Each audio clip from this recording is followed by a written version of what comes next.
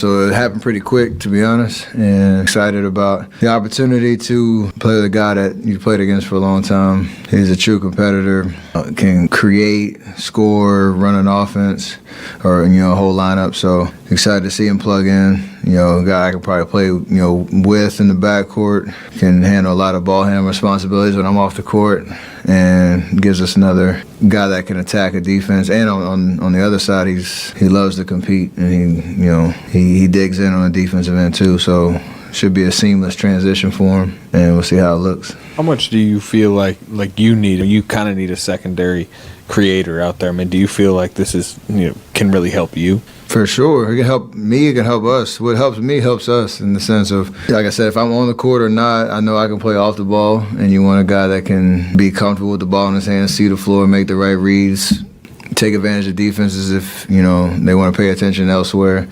When I'm off the floor, like I said, a guy that can run an offense, you can play pick and roll with him.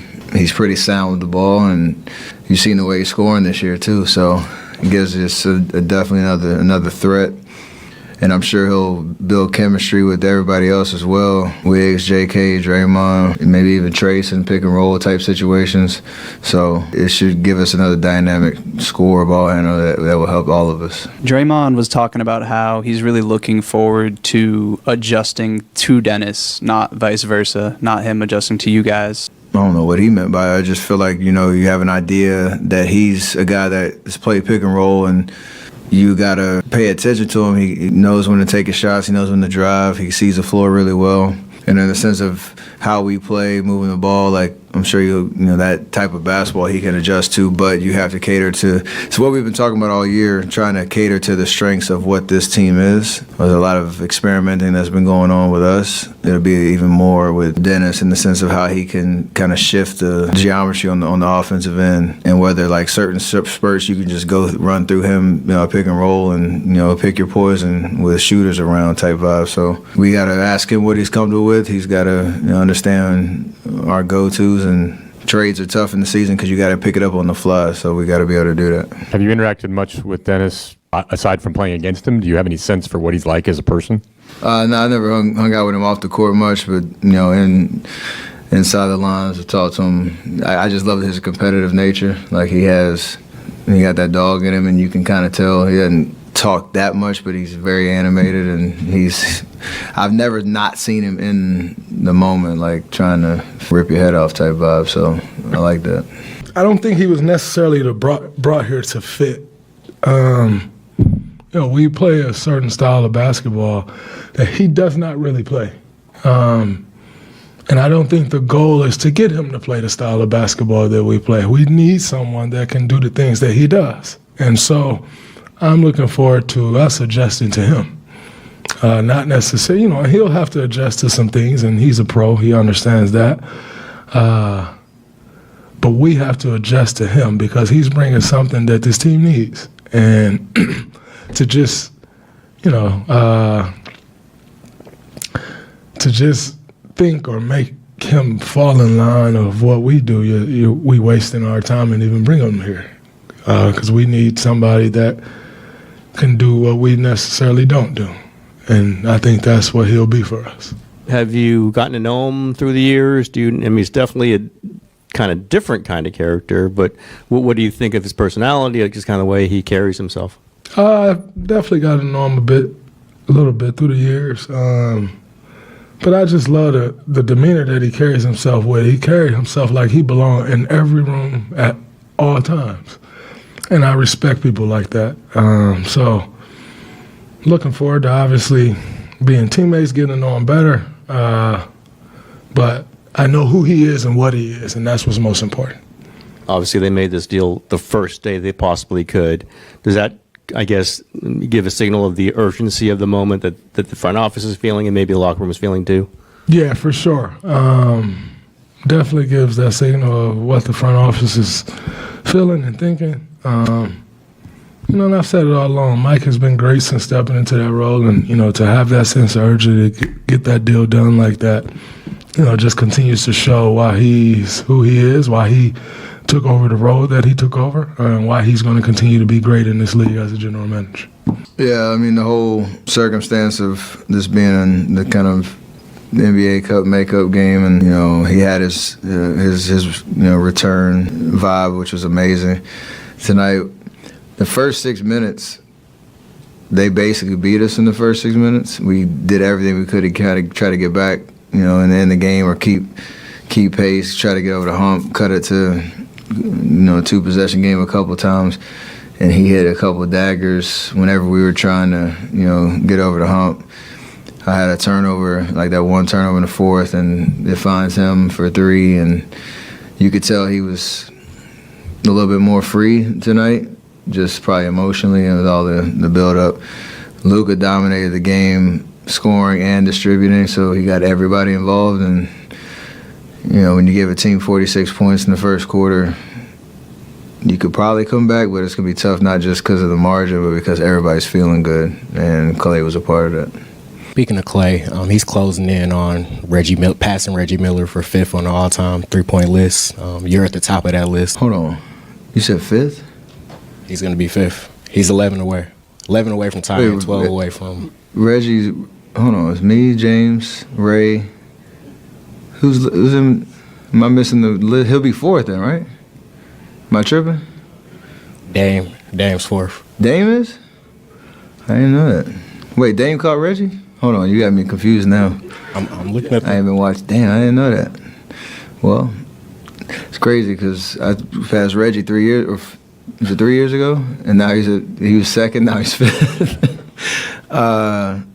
And I'm sure at some point, I don't know what the margin is. I'm sure he'll be top 3 at some point if he can stay healthy. So I think it's only fitting that me, James, and Clay, at the end of our careers, a 1, 2, 3 at some point. If that can happen, that would be beautiful. But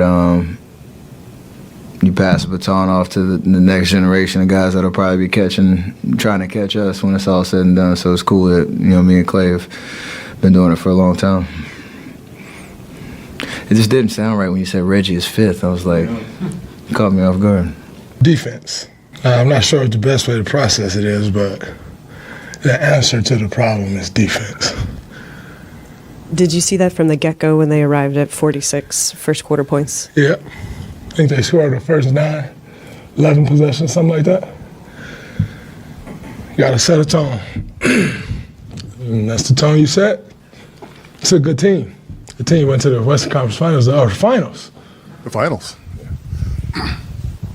So you set that tone. It's hard to stop a team. You can do that against the bum teams, but you set that tone against a great team, you're going to have a hard time catching up. To follow up on that, the tone, you set a defensive tone. You're not starting at the moment. What are you watching when you see them sort of rattle off those points from the bench? Just no force. Luka played awful last game that he played, and he made it a point to come out and correct the mistake. And you could see it from the gate. And he did exactly what he set out to do. Imposed his will, and everybody else over there fell in line. Luka was obviously great tonight. It looked like he was talking quite a bit too. What's it like competing against Luka and also trying to stop him? It's always fun competing against Luka. He's gonna mix it up with you. Luka, typical Serbian. Give you the he's not Serbian, but he's Slovenian. But they're all right there, and they kind of have this like nonchalant demeanor, where it's like, oh, he hit the tough shot, and talking only at times he get live, but most of the time it's like, and it's really cold from busting your ASS. But always fun competing against Luka when you get opportunity to play with the greats, or play against the greats. You always want to see how you stack up, what you can do to stop them. So it's always fun competing against guys like Luka. You guys have been pretty good most of the season on defense. What went wrong tonight? I mean, were you surprised to see them coming as hard as they did on offense, or was it them or you guys? You got to give them credit. Like I said, they imposed their will, and I was not surprised that they came out with that attitude. But yeah, every guy that came in the game, they imposed their will. And how hard is it to play uphill against a team with that many weapons? It's nearly impossible. You know, we were able to cut the lead there a few times. It kind of felt like we kept cutting it, but when you're playing against a great team that has so many options, they can somebody on the score, you know, and all it takes is one basket to stop the bleeding, and they go on their run. So you can't play uphill against a team like that. You went 5 for 9 for 3 tonight. What would you say was working for you behind the line? Just shot him. Missed my first one, then got a few to go, and just kept shooting. The game, you know, defense is the backbone of this team, and tonight, you know, might have been your worst defensive game of the year. What was the issue? The issue was Luka Doncic. That was the issue. You know, I think they made their first 9 shots. I think he made three of them and had 3 more assists, and so he was incredible. And you know, give him credit, give Dallas credit. You know, they've got a hell of a team. Made the finals last year. They spread you out. They're as difficult to guard as anybody. And we tried a lot of different things, but really proud of our guys. They continue to fight night in and night out. You know, we've lost 8 out of 10, and there's 0 quit. You know, there's some disappointment, but there's 0 quit. And we're gonna climb out of this because of the character and the competitiveness of our guys. You spent like about a minute post game talking to Brandon near the bench. I mean, he obviously had a disappointing game. Anything you can share message wise? No. I mean, what did you think about his play tonight? About Brandon, I thought Brandon did a nice job. You know, he came in when Steph was out, and you know, had a couple good stretches defensively. You know, it's about, you know, just coming every night and competing and playing, and that's what our guys are doing, and I'm very proud of them, as I said. Steve, you guys have been a pretty good rebounding team all year, but tonight, in the core of the game, they really kind of owned the glass. They were up plus 14 at one point on rebounds. Yeah, those big guys are tough, you know, to deal with. Both Lively and Gafford, you know, they take up a lot of space, so they're either rebounding or taking up attention, and then other guys are coming in to rebound, like Luka, who had 11, I think, and you know, they got a lot of size and put a lot of pressure on you. How difficult is it to try and play uphill against a team with that kind of offense, though? Yeah, I mean, that was the key. We gave up 46 in the first quarter, and we're playing upstream the rest of the way. I'm not sure I've ever seen a box score like this. You know, we go 27 for 54 from 3, 39 assists, 10 turnovers. You know, and it felt like we were never really in the game. You know, we cut it to 5 a couple times. Guys kept fighting, but they controlled the entire game on a night where we made 27 threes and didn't turn the ball over. It's the modern NBA. It's a different world. It's a different game. And you know, 10 years ago, you see that kind of offensive stat sheet for the offense. You know, for our team. I said we win that game by 20, you know, maybe 30. But they made 21 threes. You know, they must have shot 65% on 2s. I mean, you know, we just could not contain them at all. And as I said, they dominated. They deserved the credit, and they played a great game.